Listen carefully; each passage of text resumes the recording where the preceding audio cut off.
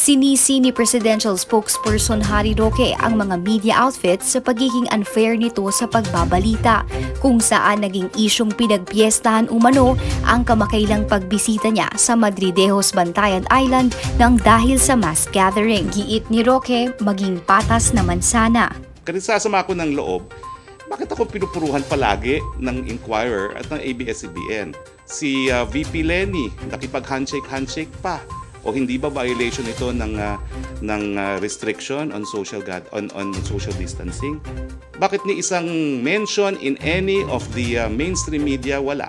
Depensa pa ng kalihim, bukod sa outdoor area nangyari ang malawakang pagtitipon, hindi naman siya nagkulang na magbigay ng paalala sa pag-o-observe ng COVID-19 protocols. Pinaalalahanan ko pa yung mga tao na mag-iwas.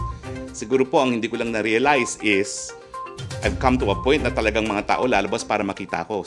Samantala, nagbigay naman ng pasaring si DILG Undersecretary Jonathan Malaya patungkol sa mga opisyal ng gobyerno na maging responsableng huwaran sa pagsunod ng COVID-19 protocols, lalo pa ngayong paparating ang pagdiriwang ng Pasko. If a government official is invited to an event and he cannot ensure that minimum health standards will be implemented during that event, it would be best if the government official will just decline to attend.